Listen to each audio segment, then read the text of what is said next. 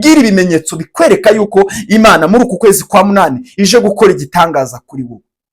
Kuri kiriya cyumweru cyatambutse mbere, tutagendeye muri iki cyumweru turimo, abantu benshi ntabwo babonye ineza y'Imana, ntabwo bagiriwe umugisha. Abantu benshi baragenze baratiravuringa, nk'uko ugenda, nk'uko ubyuka ugafata inzira ukagenda, bajya mu kazi basanga ibaruwa ibirukana mu kazi bakoraga, ariko wowe nta baruwa wigeze ubona.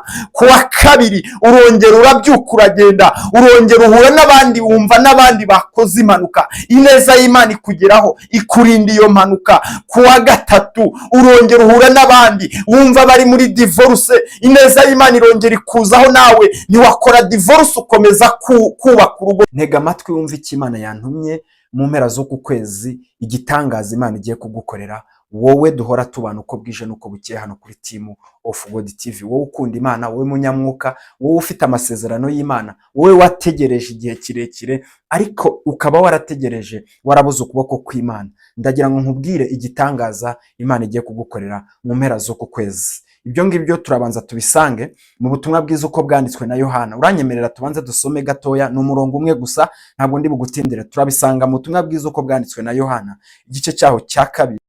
Ngiyaba Yesu yaraje akima ingoma y'amahoro, iyaba Yesu yaraje kurira kwahagarara. Amahirwe ufite naya, amahirwe ufite naya, bitinze bitebukaraje, mu burwayi bitinze bitebukaraje, mu bushomeri bitinze bitebukaraje, ayiwe bitinze bitebukaraje, ku bakobwa bitinze bitebukaraje, genda mwumva bitinze bitebukaraje. Iyaba Yesu yaraje akima ingoma y'amahoro, iyaba Yesu yaraje kurira kwahagarara.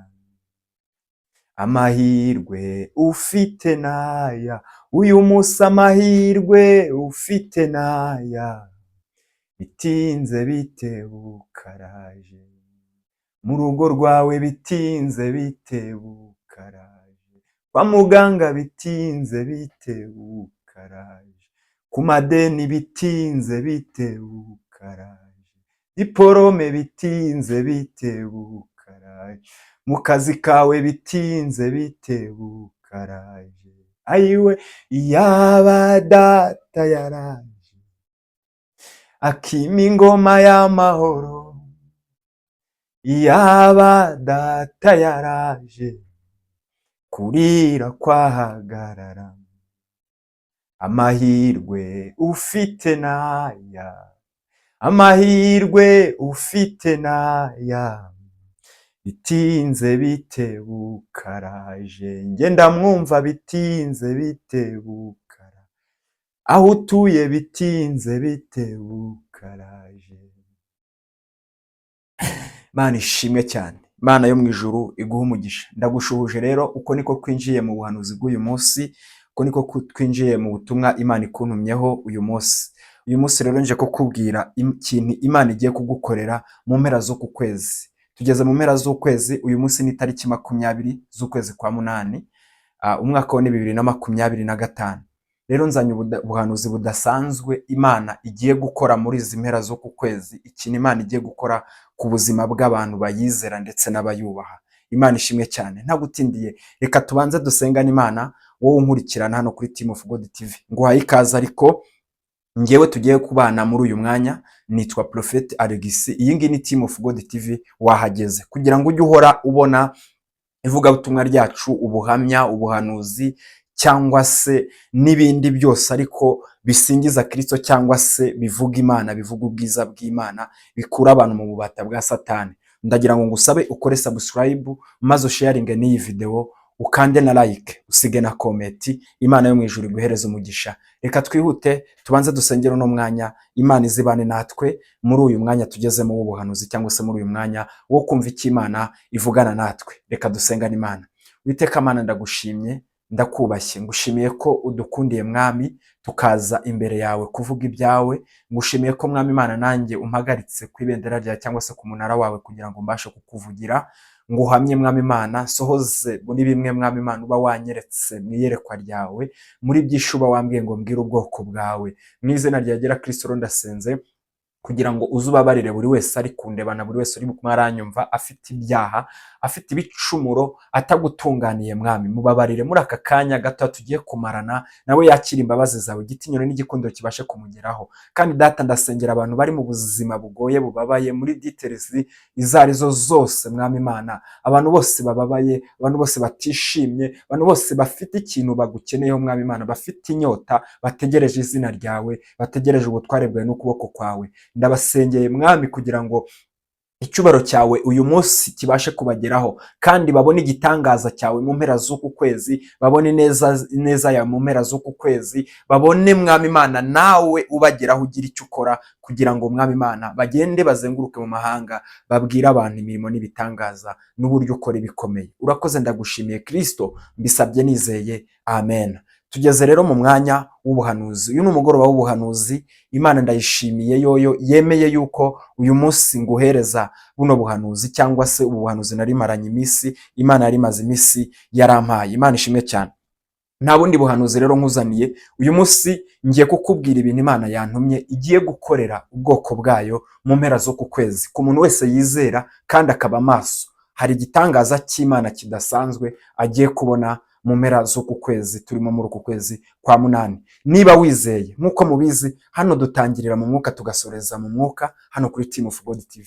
Niba wizeye, ntega amatwi wumve icyo Imana yantumye kugira ngo mbashe kukubwira ubwo buhanuzi bw'uku kwezi mu mpera z'uku kwezi. Ntega amatwi wumve icyo Imana yantumye mu mpera z'uku kwezi, igitangaza Imana igiye kugukorera wowe duhora tubana uko bwije n'uko bukeye hano kuri Team of God TV. Wowe ukunda Imana, wowe munyamwuka, wowe ufite amasezerano y'Imana, wowe wategereje igihe kirekire ariko ukaba warategereje warabuze ukuboko kw'Imana, ndagira ngo nkubwire igitangaza Imana igiye kugukorera mu mpera z'uku kwezi. Ibyo ngibyo turabanza tubisange mu butumwa bwiza uko bwanditswe na Yohana. Uranyemerera tubanze dusome gatoya, ni umurongo umwe gusa, ntabwo ndi bugutindire. Turabisanga mu butumwa bwiza uko bwanditswe na Yohana, igice cyaho cya 2, umurongo waho wa 11. Ni umurongo umwe gusa. Ndagira ngo nkubwire igitangaza, ni igitangaza kimwe ariko gikubiyemo ibindi bintu byose Imana yambwiye ngo nze mbwire ubwoko bwayo igiye gukora mu mpera z'uku kwezi kwa munani. Nawe niba wizera Kristo,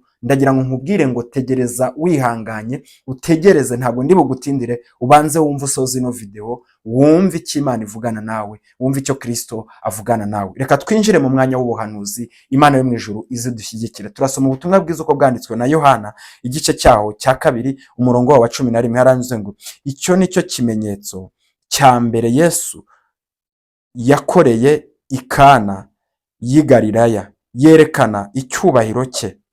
Abigishwa be baramwizera. Imana ishimwe cyane.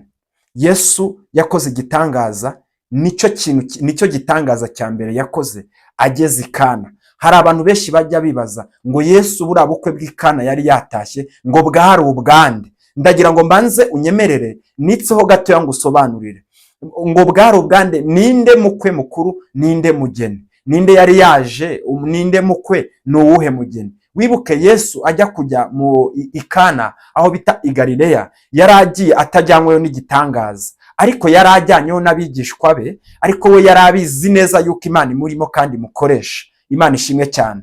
We yari yicaye ku isezerano, Imana igenda imuvugisha, igenda imukoresha. Yarabizi ko isaha n'isaha yama yiteguye ko Imana yamukenera kumukoresha, yahita imukoresha. Maze nawe wicaranye uyu munsi amasezerano, ariko iryo sezerano wicaranye ntabwo warihawe n'abana b'abantu, no, warihawe n'Imana. Bishatse kuvuga iki? Bitinde bitebuke cyangwa se bigende gute, uri icumbi ry'ibitangaza, nawe Imana yagukoresha ibikomeye. Yesu ageze mu bukwe bw'i Kana, yarajyanyeho na mama we ari we Mariya. Mama we bahageranye igihe kiragera ngo ibinyobwa birashira. Bimaze gushira mu bukwe bw'i Kana, Mariya areba umwana we Yesu, aramutakira, aramubwira ngo uzi ko ibinyobwa byose bishize. Maze Yesu aramubwira ngo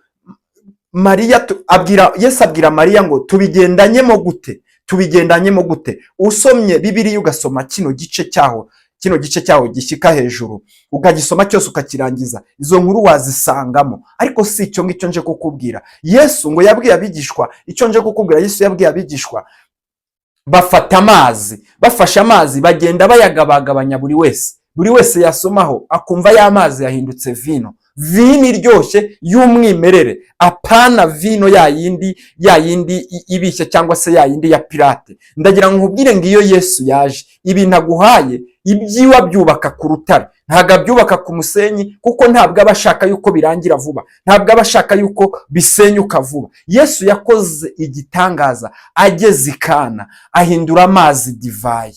Uyu munsi nawe Imana igukoreye igitangaza. Mu mpera z'uku kwezi ubonye igitangaza kidasanzwe ku buzima bwawe no ku mibereho yawe, ubonye igitangaza kidasanzwe mu muryango wawe. Iyo niyo nkuru nje kugutangariza, ubwo nibwo buhanuzi nje kugutangariza. Uyu munsi Yesu yakoze ibyo ngibyo, n'ubu ngubu aracyariho kandi aracyakora. Benshi baribaza ngo ese ubwo bukwe bwari ubwande? Ese ubwo bukwe Yesu yatashye bwari ubwande? Umukwe mukuru yari Kristo, yari yaje. Umugeni yari jyewe nawe, yari abatuye isi. Yesu yaraje kwiyereka yuko ari umuntu adasanzwe yavutse, aje gucungura. Wibuke nicyo gitangaza cya mbere yarakoze, gitangaza abantu. Yageze mu bukwe ahaza abantu bose bashira inyota. Uyu munsi igitangaza Imana igiye kugukorera mu mpera z'uku kwezi kwa munani muri uyu mwaka kiratangaza abantu kandi kirakumara inyota. Ibyifuzo byose wari ufite bikubiye mu icyo gitangaza. Ubona igitangaza kidasanzwe, nigishaka kibe kimwe ariko gikubiyemo ibindi bintu byose. Yesu akorane nawe ku bantu bose bamwizera ndetse abamwiringira. Yesu arashaka kukwandikiraho amateka, igihe umaze, imyaka umaze yaravuganye nawe, imyaka umaze ubitse amasezerano, imyaka umaze usuzugurwa, utukwa, usonza, urwaye, uri mu bigeragezo, uri mu mayeri abiri, warabuze uko ubigenza. Yesu yari abitegereje muri uku kwezi kwa munani kugira ngo azakugirire neza, nawe azagusure, agukorere igitangaza mu bonane bwa mbere, nawe ubone ku gitangaza cy'Imana. Ntukumva abandi bashima Imana mu rusengero, ntukumva abandi bashima Imana kuri social media bavuga ibitangaza Imana yabakoreye. Uyu munsi nawe Imana ikuremeye amashimwe mu mpera z'uku kwezi, mu gihe wamwizeye ukamwiringira yuko ari umwami n'umukiza mu buzima bwawe. Urabona igitangaza cy'Imana. Imana ishimwe cyane, Imana ishimwe cyane. Reka nkubwire impamvu Imana ije gukora igitangaza kuri wowe. Reka nkubwire ibimenyetso bikwereka yuko Imana muri uku kwezi kwa munani ije gukora igitangaza kuri wowe. Kuri kiriya cyumweru cyatambutse mbere, tutagendeye muri iki cyumweru turimo, abantu benshi ntabwo babonye ineza y'Imana, ntabwo bagiriwe umugisha. Abantu benshi baragenze baratiravuringa, nk'uko ugenda, nk'uko ubyuka ugafata inzira ukagenda, bajya mu kazi basanga ibaruwa ibirukana mu kazi bakoraga, ariko wowe nta baruwa wigeze ubona.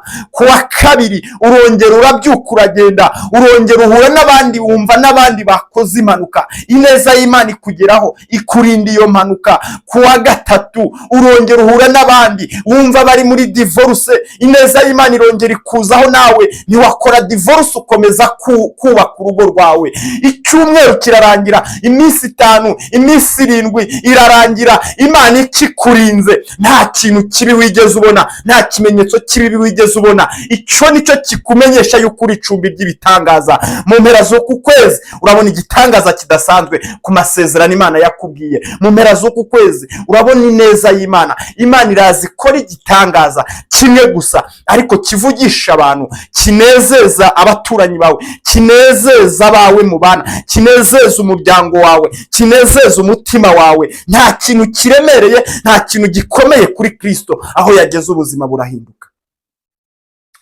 Shobora kubikubwira ntubyumve neza, ariko ndagira ngo dusome mu rwandiko Pawulo yandikiye Abakorino ba kabiri. Urwandiko Pawulo yandikiye Abakorino ba kabiri, urwandiko Pawulo yandikiye Abakorino, urwandiko Pawulo yandikiye Abakorino ba kabiri, igice cyaho cya mbere, umurongo waho wa 3 n'uwa 4. Haranditswe ngo hashimwe Imana y'umwami wacu Yesu Kristo, ariyo data wa twese w'imbabazi n'Imana nyirihumure rwose. Umurongo wa 4 haranditse ngo iduhumuriza mu makuba yacu yose, kugira ngo natwe tubone uko duhumuriza abari mu makuba yose, tubahumuririsha ihumure twahawe n'Imana. Imana ishimwe cyane. Uyu nguyu ni Pawulo yabyanditse mu Bakorino ba 2. Imana ishimwe cyane. Njyewe uri kuguhumuriza, ntabwo ndi kuvuga ibyo ntabonye. Imana yarabanje iranyereka. Ntabwo ubuzima bwanjye ari uko bwari bumeze mu minsi yashize. Ndimo ndakubwira wowe uri kunyumva, reka mbanze mvugane nawe. Ubupfubyi bwawe ntabwo ari ubutuma wowe ubasha gupfa, ntabwo ari ukugira ngo Imana ikwihimureho. No.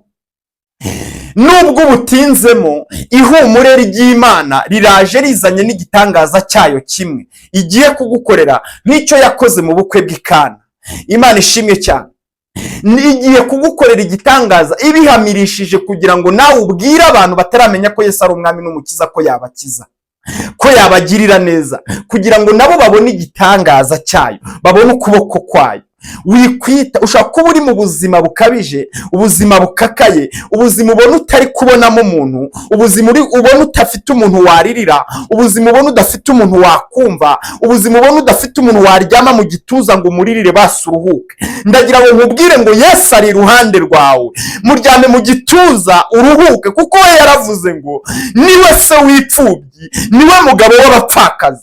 Muryame mu gituza umuririre, kuko ni nawe azakubikira ibanga. Ntabwo azagutaranga, ahubwo arakora mu bubiko bwiwe. Hahandi abika ingese zitagera n'inyenzi zitagera, hahandi abarozi batagera, hahandi abapfumu batagera, hahandi ubwo burwayi bwawe iyo umuririye umuryamye mu gituza arakumva.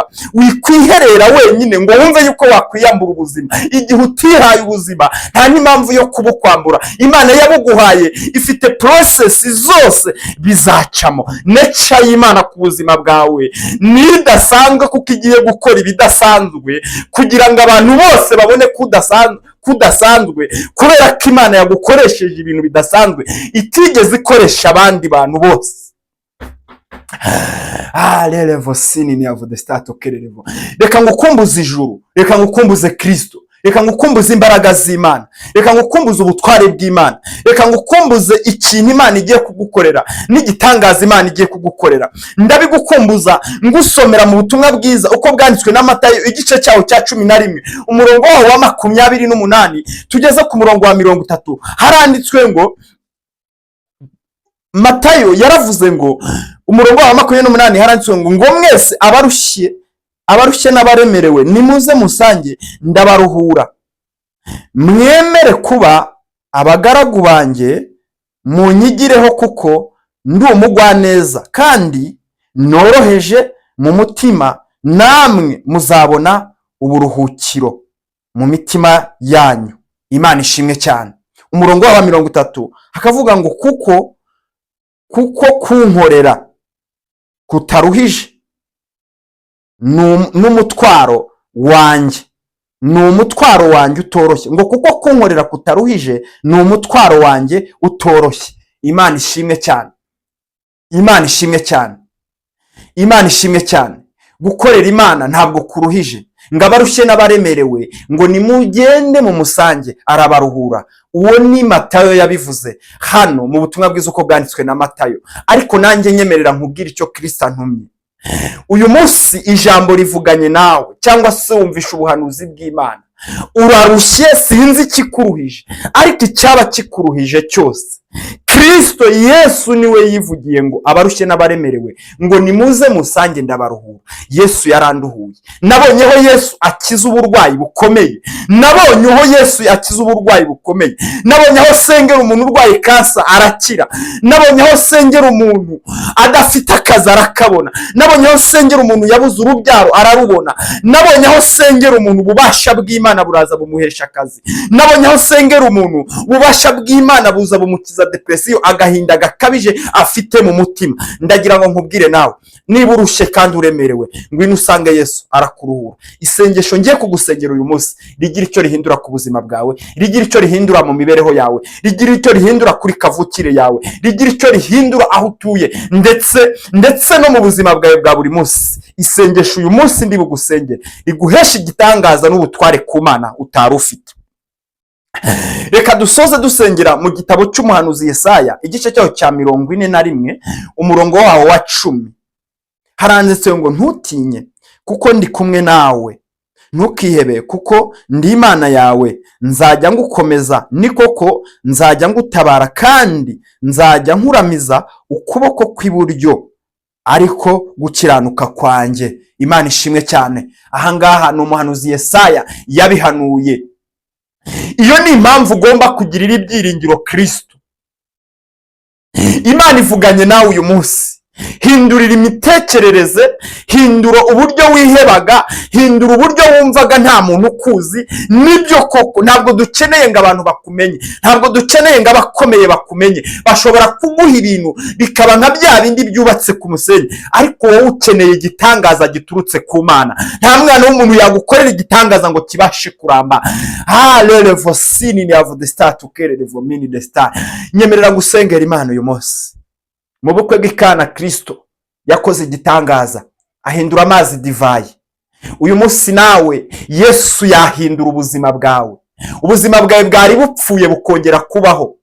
Nyemerera uyu munsi mu mpera z'uku kwezi, mu bukwe bw'Ikana Yesu uburyo yahinduye amazi divayi, nawe uyu munsi mu mpera z'uku kwezi kwa 8 ubona igitangaza cy'Imana iguhereza akazi, ubona ineza y'Imana iguhesha gukira ubwo burwayi bwawe, ubona ineza y'Imana iguhesha kwambara neza nk'abandi, ubona ineza y'Imana iguhesha urubyaro, ubona ineza y'Imana iguhesha kwishima kuva mu bupfubyi ndetse no mu bupfakazi. Uyu munsi nawe mu mpera z'uku kwezi ubona igitangaza cy'Imana. Imana ihindura ubuzima bwawe, Imana ihindura imibereho yawe, uba mu buzima bushya bwo kwizera Kristo. Wikwitangura umusore, ubusore bwawe buzicuzwa igihe cyose utabukoresha Kristo, igihe cyose utubaha Imana. Uri mutoya ariko imyaka uko igenda yisunika niko igenda igucika. Fata ubusore bwawe, fata ubuzima bwawe,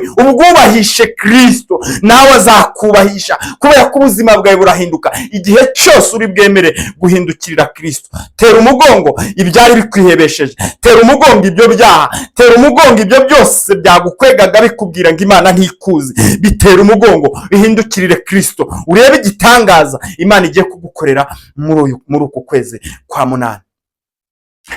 Niba wizeye, ndagusabye ngo uzamure ikiganza dusengane.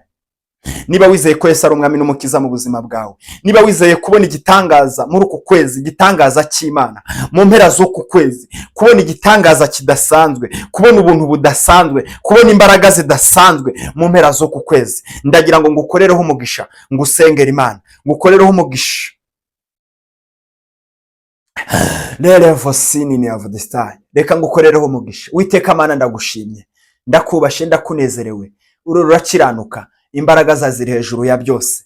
Mu izina ryawe gera Kristo, uravuga bikaba, wategeka bigakomera. Si ubwa mbere mbona ukiza kanseri, si ubwa mbere Yesu mbona utanga akazi ku batagafite, si ubwa mbere Mana mbona wambika batambaye, si ubwa mbere mbona urengera ipfubyi n'abapfakazi, si ubwa mbere mbona urengera abatagira shinge na rugero, si ubwa mbere mbona urengera abantu bafite ibikomere byo mu mutima, si ubwa mbere mbona urengera Mwami Imana abantu bamaze igihe kirekire mu bukene, mu nzara, mu bushomeri, abamaze igihe mu ntambara, abamaze igihe bihebeshejwe n'iyi si, abamaze igihe badafite aho kuba, abamaze igihe mu bukode, abamaze igihe